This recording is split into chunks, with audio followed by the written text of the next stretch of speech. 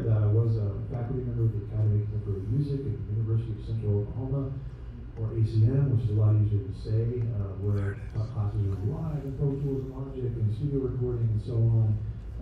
And then also been a touring drummer since about 2003 when I was finishing up undergraduate studies. And in 2003 in the summer, I was a touring drummer that was using some different drum machines. I got them laying around, so I'm looking for them. They still work, but they were definitely things that were just kind of holding together, playing loops while I played acoustic drums, like the set behind me. And I met an audio representative back in the day who handed me a disc, because we used to have software on discs of Reason 2.0 and Live 2.6, I think. And at that point, I just gotten my first laptop, and it was like sort of reliable back in 2003 to play live with.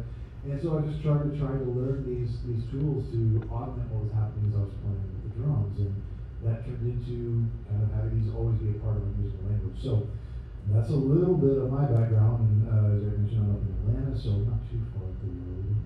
But yeah, I'll dive right into to chatting, and then as we go, I know we're going to have some Q&A time at the end, so I won't, hopefully, as we go, I'll just kind of stay in a flow, and we'll stop and get some questions, but if you think of things, write them down, scratch them down, hum a note to yourself in phone or whatnot here. So let's share our screen. Make sure everything's good on your end. I'm going to move our Zoom controls and your lovely Zoom faces out of the way here. There we go.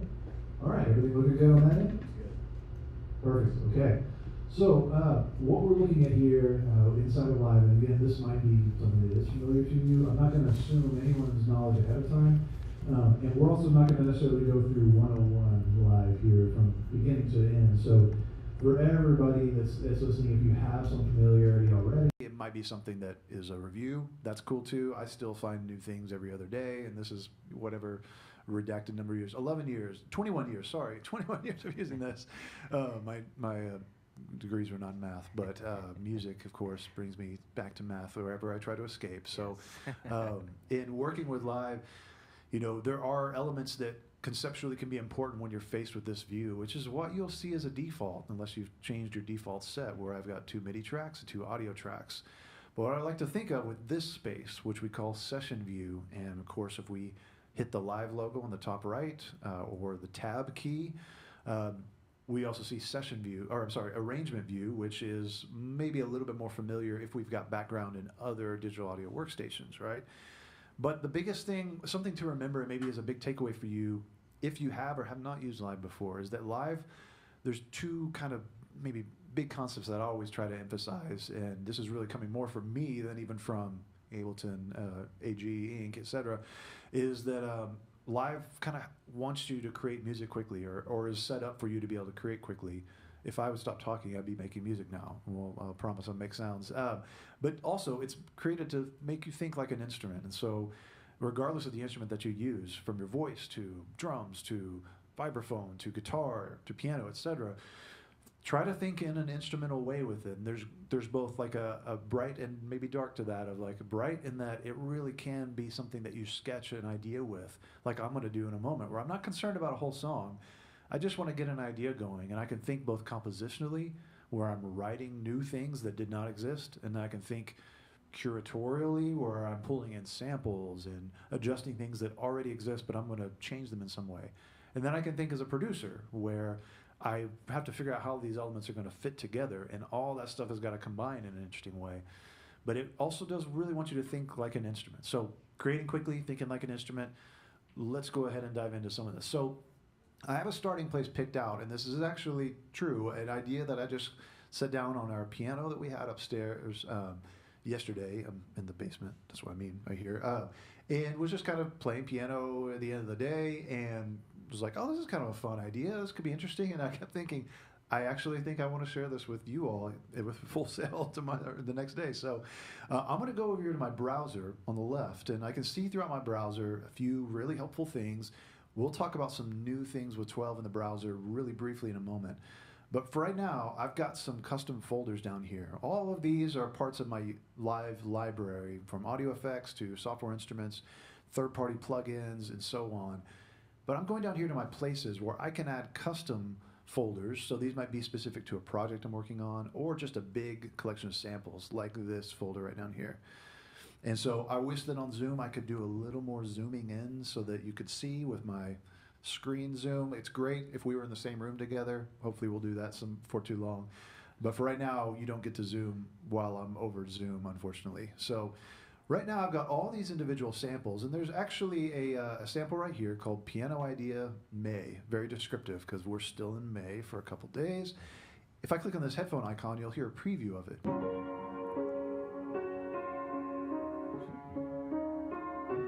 All right, just a little bit of piano. It's out of tune because it's our piano from upstairs, but it's a great starting place for what I want to work with. And so I'm going to switch from session view back into arrangement view for a moment. And this will be maybe a good familiar place. We'll jump back into session before we're done. But what I'm going to do is bring this idea here into my musical grid.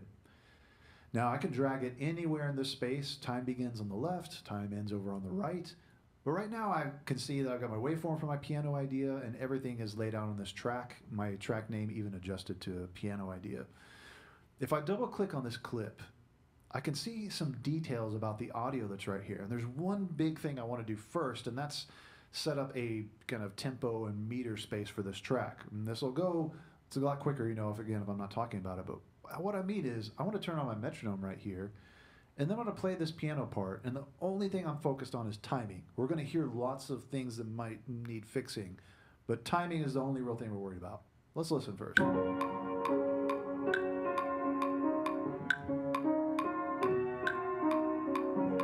So I can hear immediately these two things are not in sync together, right? But the nice thing with live is that I don't really need to worry too much about that. So what I'm first going to do is I'm going to tell live a tempo up here in my very top transport that I want to be at. And I know from, you know, just looking through this a little bit, that I want to be roughly about 85 beats per minute. So just by itself, the tempo is going to sound like this. 2, 3, 4, 2, 2, 3, right?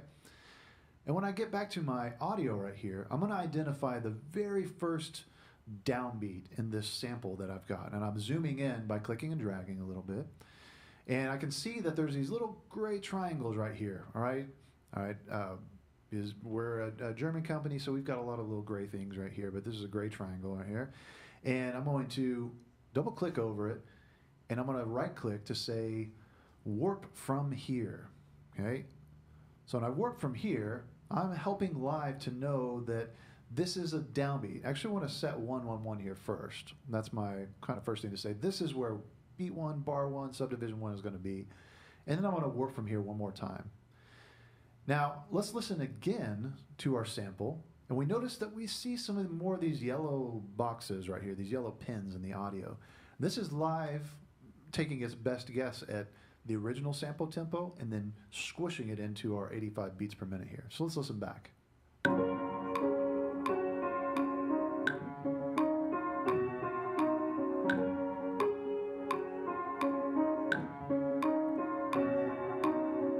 Cool. So now we have an overall consistent timing. I'm not worried too much about it being really hard on the grid. There's this real kind of glissando-y part that kind of picks up each of the first 4 bars there, but that's okay. We're going to work with just these first 4 bars right now as an idea. So because I'm in arrangement view, I'm working with just the audio placed on a timeline. So I do have a beginning and an ending that I'm kind of thinking about, but I'm not really too far along the line there that I don't really need to worry about my ending part. So there is a part of this little sample. Again, I know this because I played this yesterday. So this little sample almost acts like a B section. I'm going to right click, give it a different color, and drag it over here out of the way right now. We're not going to use it yet. I'm only going to be focused on this first piano part. Now to make this a little easier on all of this, I'm going to make it 4 bars long exactly. And I can tell that because I see my bars 17, 18, 19, 20, 21. And then I'm going to loop this section. So we're going to work within a loop.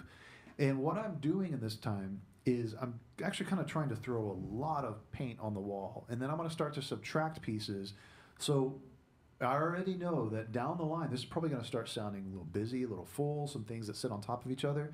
The nice thing is, if I collect them, for me in this production process is, if I collect them all in the right place, that they are going to then only be more complementary as I start to spread them back out, but I'll know they'll be somewhat complementary as we go by stuffing them all around on top of each other. Like a big cake that we're now taking individual cake pieces apart. I don't know, this seems like a weird way to eat cake, but we're making music here. So I'm going to select this range of music, hit the loop bracket, and you can see right here, this is now going to loop over just this section. Now, this sample by itself, we probably also heard, aside from the timing being a little funky, there's some warbliness to the sound right now. And this is the warp mode that's being used. Down here, when I look in the details of my audio, that's intended for beat-based material. It's actually not time stretching. It's slicing up portions of the audio, and then it'll loop sections of that audio to try and extend or truncate the lengths, just depending on what we need. But what's important is I just want to make it sound a little less artifacty, a little less kind of warbly. So I'm going to choose a different warp mode. And it's going to sound slightly better for us.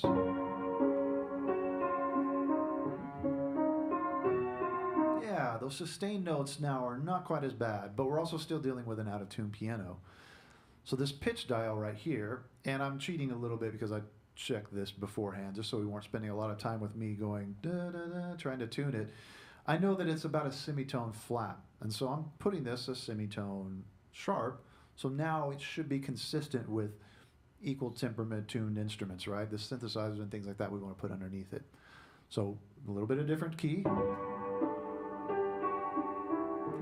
But the nice thing here is because I'm working with audio that is warped, you see this warp dial turned on right here.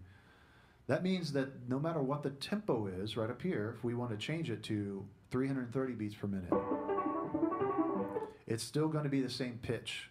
All right, now let's go back to 85. If we want to change the pitch, it's still going to be at the same tempo. Right, so we get the idea, even though those are extreme examples, right? I don't know how many of you all are working at 330 beats per minute, but it's definitely calisthenics music, right? So yes. We've now got our piano idea. And I want to do just a little bit of sound shaping for it before we layer underneath it. And I'm going to go over here to my audio effects. And there's a couple of things that I could point out here that could be interesting for both new effects, but one thing that's new actually with Live 11 is our redux effect. And so stepping back even one more version here, I want to add some redux to this, and this is going to create a nice little lo-fi effect with these filters added right here. And if I pull the sample rate down, our sample rate essentially becomes a low-pass filter, meaning it's going to take some high frequencies out as we move our sample rate down. So let's listen to what happens.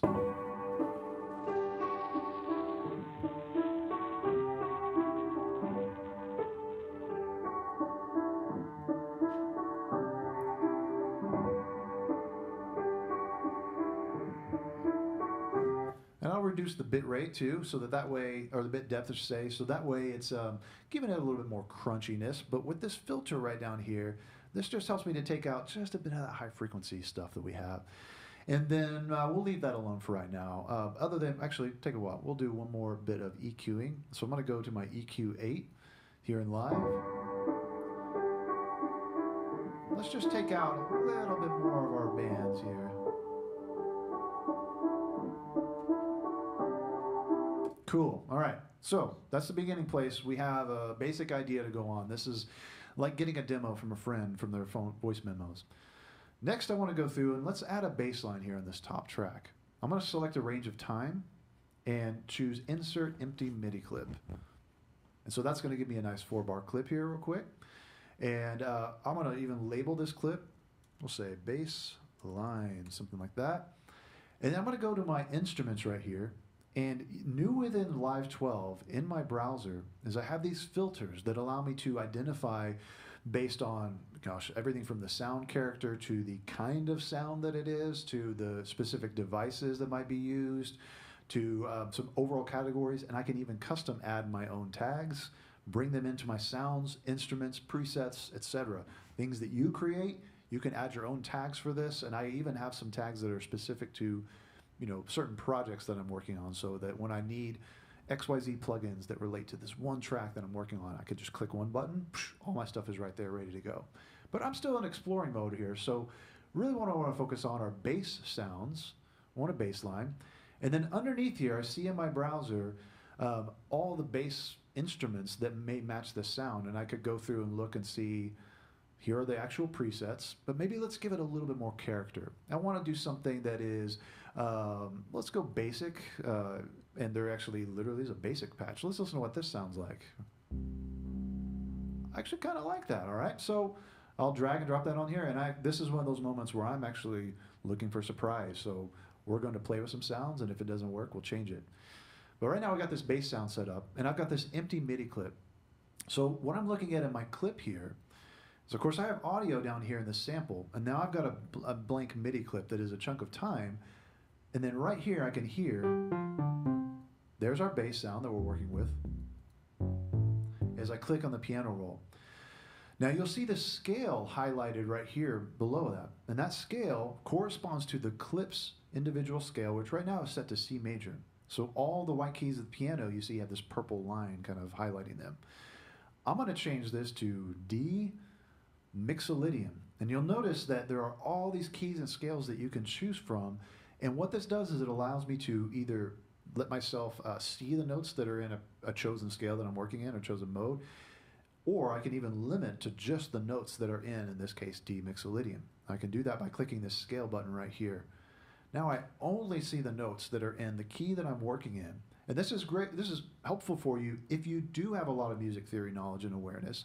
These create entry points for you that you can go and identify maybe a starting place based on characteristics of these different modes that you're familiar with already. If you do not have music theory familiarity here, this creates an entry point for you where you can go in and begin to experiment and learn as you create. It's a great way to learn some of these things and to not feel intimidated by them, but rather see them as opportunities, right? So I know, because I played this progression, what the actual line is here. And so in terms of the bass line, so we're going to, I say that and I remember off the top of my head, I'm going to change my grid in the background to half notes. So this grid you see in the back here is going to be half notes, and I'm going to play the notes that correspond to this here, 2, 3, 4, and then it's going to do this. Pretty simple right now, okay? So let's listen to this together with the bass line and our idea.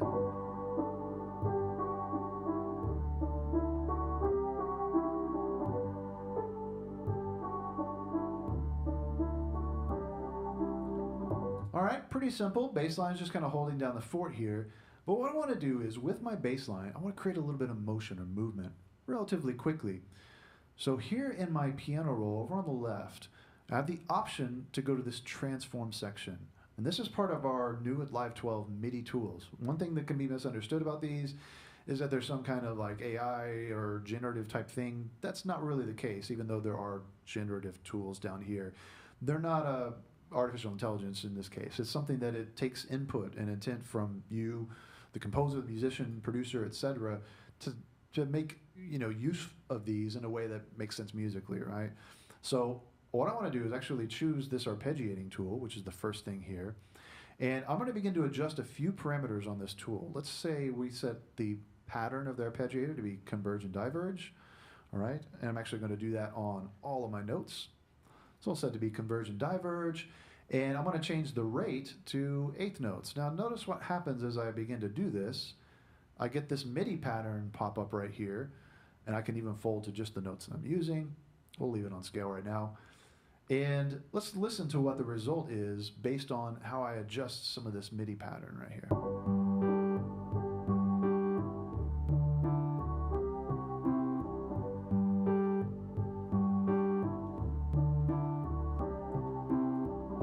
Cool. So I like the little bit more motion that I've got right here.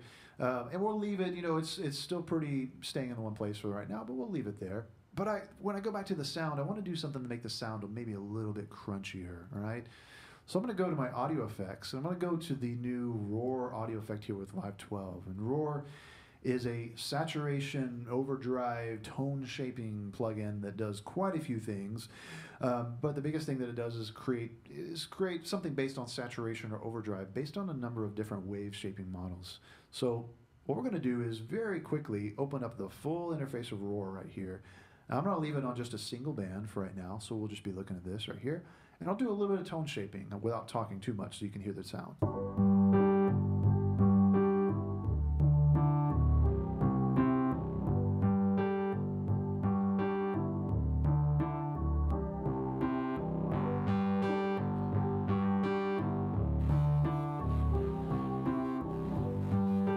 Cool. So I like this shards model. Adds a little bit of stereo image to the bass.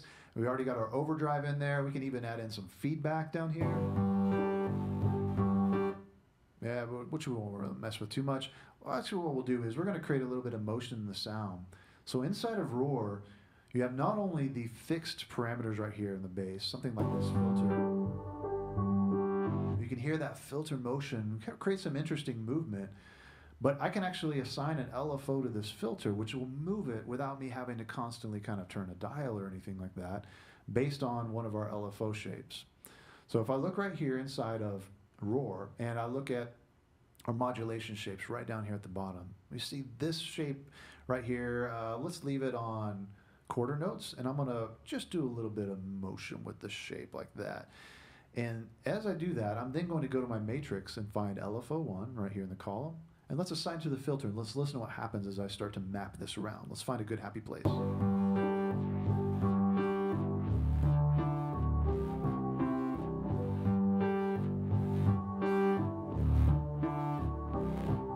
Let's change our tempo a little bit.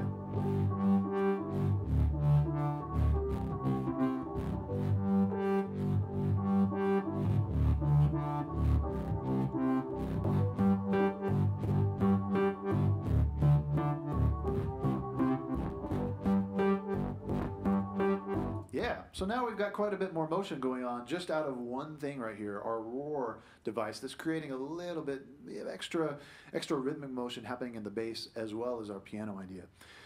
Now, we need to go ahead and add some kind of like low end again. The drummer here, I appreciate, hopefully you appreciate that I've waited, several tracks in to create some drums on this track, right? But now it's time to go there. So I'm gonna go back over here to my places, and inside of some sets that I've got, I know that I've got some drums here that actually might work really well for this.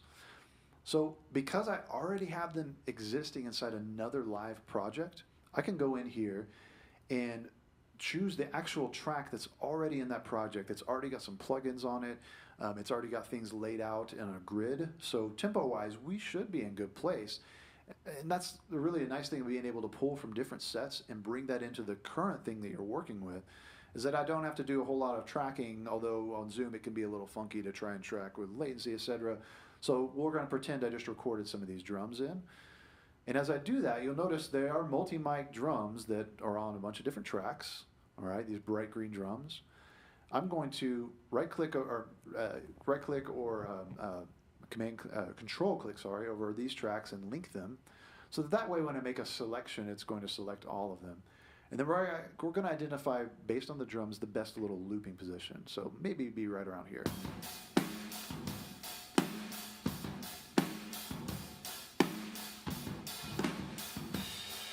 So I think something like this right here.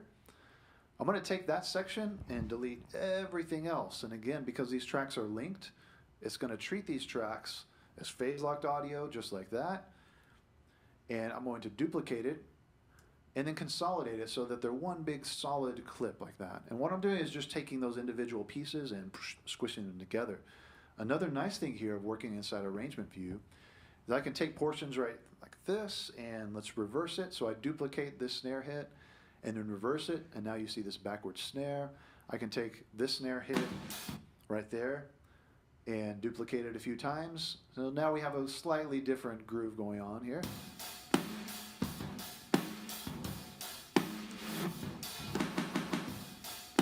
Kind of nice for a little, we'll do that same thing right here. Yeah, just like that. So creating a little bit of duplicating elements and doing that mostly so that I can then select it once more and consolidate it down into a single file. And that just allows me to treat it as one big chunk of audio. On these drums, we've already got a compressor and a pedal effect. And it's a little bit too crispy for me. Let's do something like that. You know what we could do is we could take all these out and go back to Roar, the device that we already had on here, bring that in over our drums, and let's do just a little bit of tone shaping in a multi-band way with Roar.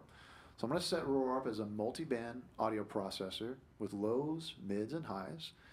And on my lows, I'm going to set my shaper shape to the diode clipper and use the bias control to act almost like a gate on the low frequencies of the drum. So let's listen to what that sounds like.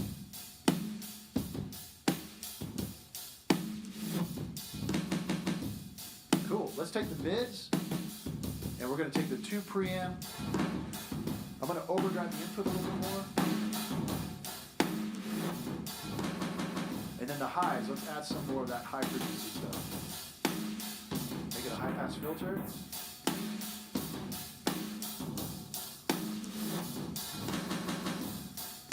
Cool. Now we've already transformed those drums into something a little bit grungier right now.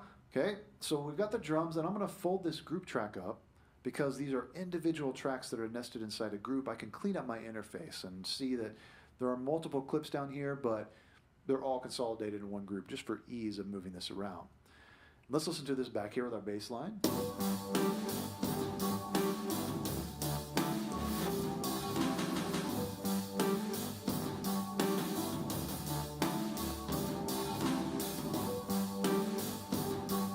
Now, I want to add another little small melodic layer here. There's a couple of melodic things I want to try real quick. So one of them is going to be in this next MIDI track right here, and I'm going to select just 2 bars. Again, insert an empty MIDI clip, and we're going to call this ARP. You know, we're not arpeggiating enough yet. I love arpeggios, so in case you haven't tell at this point.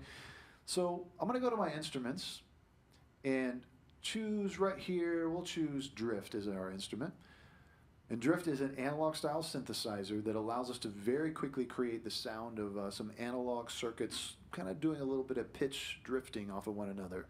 It's right there in the name. So I'm going to take our sound and do a little bit of sound shaping real quick to make it not quite as, to just make a really short kind of almost like a piano style sound. And from that, go into my clip. Now we've already looked at some of the transform tools right here.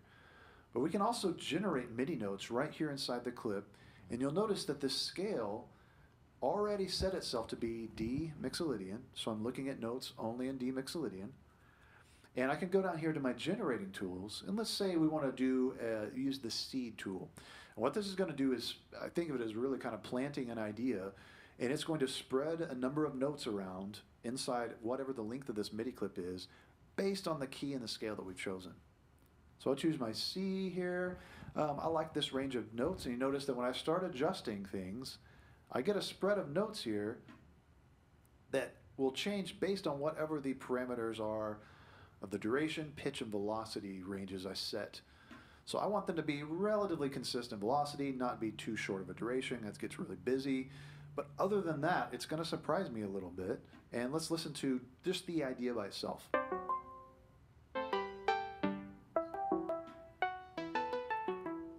Alright, so that's what our idea sounds like.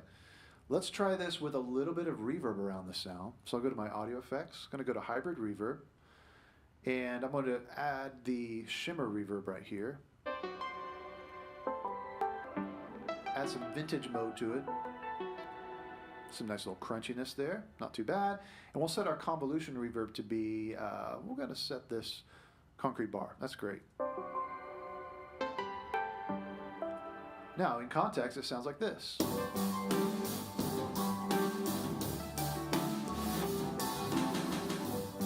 All right, I kind of like where this idea is. I'm going to leave it right there. I'm going to consolidate it into a big long clip like this.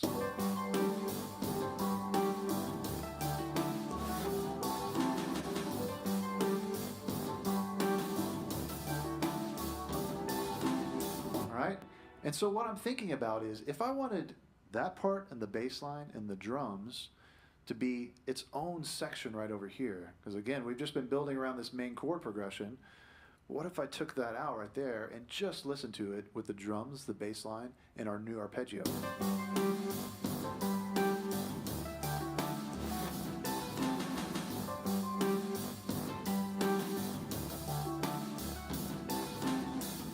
All right, yeah, I like where that's at, whether it's by itself. One other little layer we're going to do here with MIDI, and then we're going to stop in just a moment to start doing a little bit of question and answer because I want to make sure to give some time to that, as well as look at a couple of under the hood accessibility things that we mentioned before there too. We have one other MIDI track right here, and I'm going to call it Strum, and this is going to be something that is going to combine maybe a couple of different tools that we have. I'll create a new blank MIDI clip one more time, and then I'm going to go through and very quickly we'll set this to be 1 bar long for my notes, and I'm going to turn on my pencil tool so that I can quickly draw in a few notes. Now I'm doing this a bit by, maybe compositional memory based on knowing, the key that we're in here and what we're working with. We'll set something like that. So I'm drawing this chord in right there, and I'm going to copy those notes and move my cursor right there and paste them in to be every other bar. Okay, so I need to actually copy them. That right there, and then we'll paste them right here. Cool. So now we got a copy of these notes, and right now it's not going to sound like anything because there's no instrument on the track. But if I go over to my instruments one more time, and I'm going to go to Meld, which is the new synthesizer inside of Live 12. Meld is a macro oscillator, a dual macro oscillator based synth that has both A and B oscillators that can be these macro style oscillator sounds, which if I just play a note here, you'll hear sounds very simple. But based on these two controls right here, I'm able to get a lot of tonal shaping from any one of these subsets of sounds. And one of the things I really like is if I go to this sawtooth swarm right here, you'll hear that by itself sounds like a bunch of sawtooth waves. Great. But when I start to create motion between them, they're going to detune and move around each other, get really kind of large sounding, and then spacing will take those waveforms that are stacked on top of each other and spread them apart in pitch. So we'll hear something like this. Now, as it's doing that, it's just kind of doing it based on ratios, mathematical ratios. But right here on the top right, I've got this little flat sharp symbol that indicates that this can be a scale-aware device, meaning this is going to look at the scale that's currently selected inside my set, which is displayed right up here at the top. D Mixolydian, it's the only one I've been using. And now when I do any sort of spacing effect or motion, that's going to happen inside the key of D Mixolydian in this case.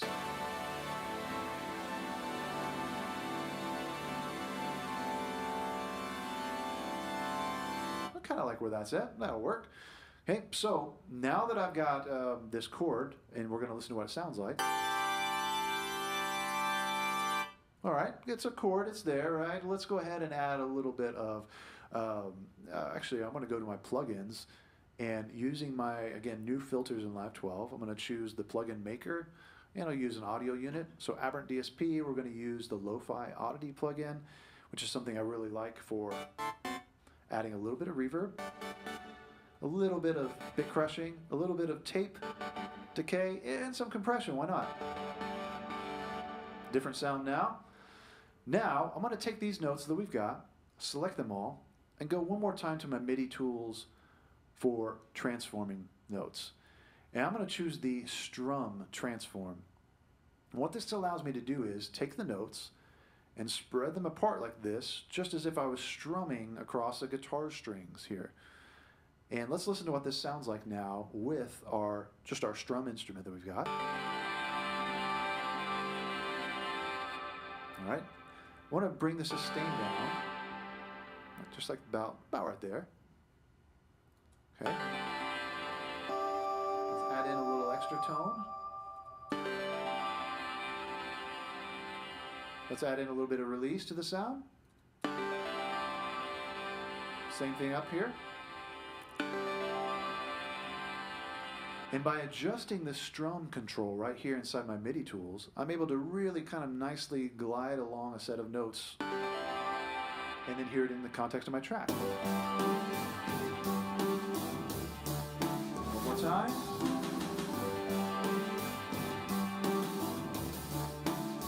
All right, that's feeling good, right? Now, if I was working with this, I'd want to layer in some more drums here, probably put an electronic drum kit down underneath it. And just for time's sake, I'm going to do this very quickly, but it's worth showing. This is also something that combines some elements of Live 12 and Live 11's new features here. I'll go to my drums and my collections, and I think I like this electronic kit for this sound. I'm going to go into my drum clip here and start to draw some notes in. Now, I know this is how you also program drums, so this is going to sound good just like by itself. So just kind of throwing a bunch of paint on the wall again here. And what it's going to sound like by itself first is a whole lot of 16th notes all together, right? just what everybody wanted to hear. But I select all my notes, and at the very bottom on MIDI clip, I have the ability to randomize my velocities. And as I click this randomize button, you see those velocity lollipops or skateboards just begin to kind of spread around.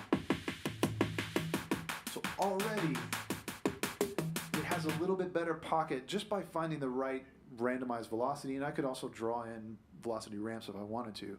But in addition to that, I can also set up the chance that any one of these notes is going to play every time it loops through. So if I randomize the chance of these notes right down here like this, now it's going to be a different loop every time it loops.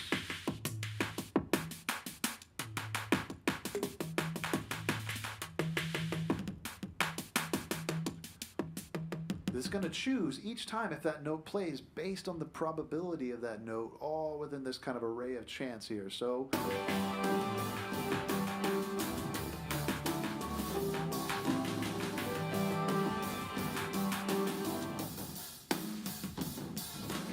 we hear our percussion all together just like this.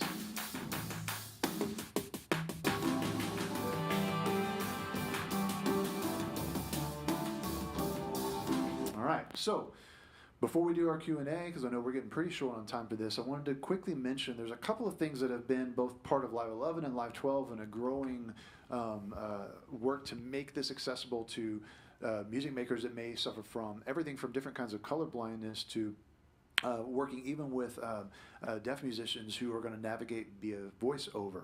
So inside our preferences, I can go here to our display and input. And there's not only the ability to zoom the display, which has been around for a while and is actually kind of helpful for things like this, and also working on a screen a lot of time, but there's also some elements in working with colors where you can not only adjust the grid line intensity of the background, actually quite like the grid being pretty high contrast, but then also there's settings for high contrast screen display like this. There is also working with color hue that you can adjust if needed to paste on your monitor. And then also working with overall color, overall color contrast and tone. And then underneath that, using the reduced automatic colors control right here will help no matter what theme you're using. Colors really work for people with tritanopia, deuteranopia, protanopia, to be able to reduce colors that are often more susceptible to look very similar to one another. Also, in working with voiceover inside of Mac in this case is my example. If I go here to my accessibility controls right here and I go to voiceover, and I turn this on, it's going to start talking to us and telling us about the display inside of Live. Lib. Untitled window. Timeline. 20. Strum. Expanded 0 items and MIDI note editor. Groove. MIDI note editor. Click and drag to select notes for editing. Drag notes to new positions or enable the control bars draw mode switch to draw notes. E. Drag to split notes. +/ zoom in / out. PG up. System settings. Voiceover wind. So you can see, off. I'll turn voiceover off, but there's quite a bit of info that comes in on this, and I'm kind of moving around the screen a lot. But there's a whole world of navigation controls that has changed with Live 12 to better take advantage of voiceover so that you can navigate entirely by the keyboard if you need to. And so a lot of these things have kind of shifted and changed around a little bit inside of 12 in terms of key commands and key shortcuts to make room for more accessibility for using voiceover and being able to navigate, again, without a mouse in many cases if needed. So I know that's a whole lot of info, and we didn't even get to putting some of these pieces inside of session view for today, but I wanted to stop and see if we had some questions while we still have some time. Also take questions from you too, Eric, if that's all right. So. Great. Yeah, we have no questions at this time, but I guess I can bounce some questions off you for sure. Totally, yeah, absolutely. How about showing the students maybe some of Ableton's groove functions? Exactly. So that's a really interesting question for this right here. So let's say that for this next section, instead of doing this kind of chaotic probability drums, we just put in a very simple drum pattern so that we can hear our groove relatively quickly. So I'm going to just do a simple backbeat right here with this electronic kit. Whoop, I'll move that down, and I'm just double clicking to create a new MIDI note. And let's go ahead and do closed hi-hats all the way through like this. Something I should mention that is new in the MIDI editor inside of 12 is that the ability to slice up some of these MIDI notes in interesting ways is a whole new kind of set of note slicing while we're also looking at groove here. That's really cool. That if I hold down E in Option and I begin to click and drag like this, you'll see that I can slice notes up based on number values, just like this. So it could be kind of cool to create little fills. There's a 5/4 fill right here. We can create almost these little fast runs right here, like this. So now this is what our groove is going to sound like.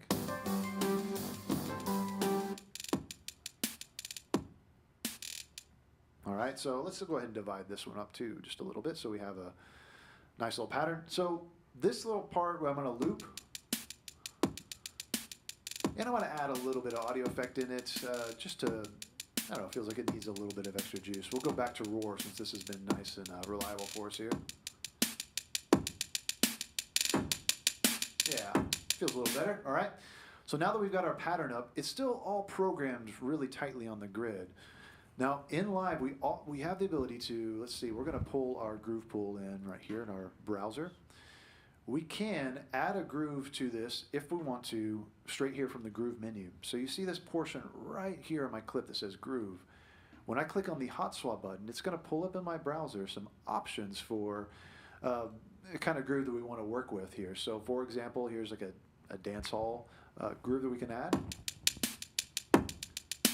And it's going to change timing, velocity, and even probability just a little bit for this clip.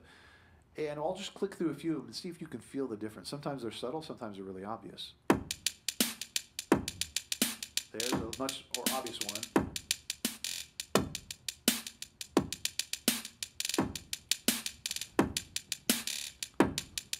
All right, but we don't see the notes actually change just yet unless we commit the groove, and then you can see how these notes and velocities shift around just a little bit.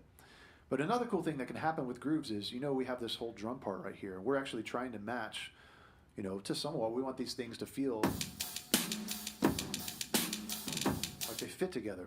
So I can right click over any bit of audio right here and choose extract groove. And it may take a second since it's multiple clips and a little bit of audio.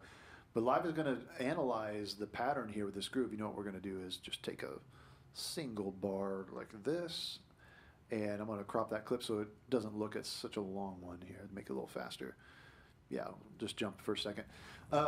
It's going to analyze the timing. It's going to analyze the velocity, the loudness of each of these notes, and then create a file that non-destructively we can apply to any part of MIDI throughout our clip, or even other parts of audio. We can apply groove to audio just like we can to MIDI.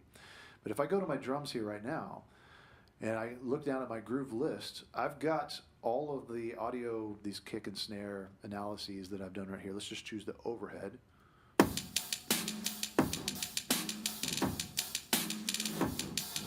And if I commit that to my clip, you can see that it changed some timing around. Watch, you can kind of watch the notes dance a little bit right there.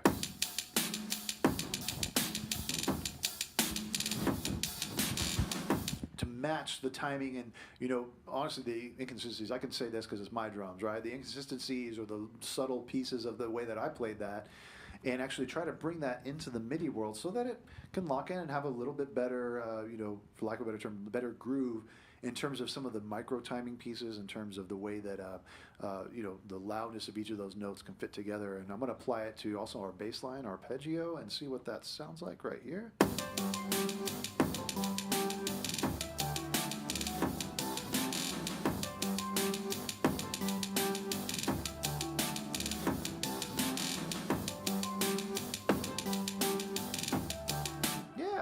So yeah, that's a little bit of where that's going with groove there. Yep. Very cool. Thank you so much, Dustin. I really appreciate your time, and you taking your time out of your busy schedule to hang out with us for a little while and explain this incredible DAW to us. It's like an endless learning journey with this. Yeah, I love Ableton. Yeah, for sure, for sure. Yeah, any other questions or things you want to hit? If that all feel complete to you? No, I think we're good for today. Yeah, thank you so much for joining us, Dustin. That's all the time we have for today, guys. I hope you've enjoyed hearing about Ableton 12 as much as we've enjoyed talking about it. Remember that the Audio Production Town Hall is a monthly event, ordinarily happening on the last Monday of each class month. Keep an eye out on Full Sail 1 for information about next month's Town Hall. We'd like to thank the show production students this month, this month's audio-visual technologies class. Thank you guys so much. And their course director, John Cost, for handling all the behind-the-scenes productions and audio productions for this town hall. Thank you guys so much. I really appreciate it. And thanks for joining us, everyone. Dustin, thanks again, and I'll chat with you soon. Absolutely. Thank you all so much. Take care. Thanks, guys. Bye. Bye. Bye.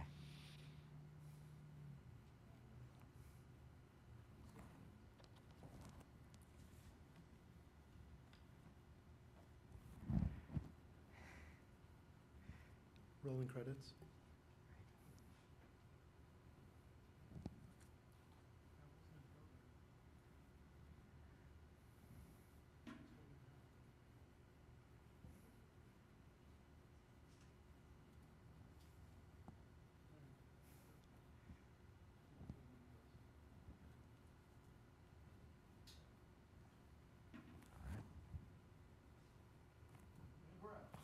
Good. Thank you, Dustin. Appreciate it, man. Awesome. Okay, no worries. Yeah, I've stayed on because I was like, I don't know if I should jump off. Yet. That's cool. Awesome, man. Well, yeah. Well,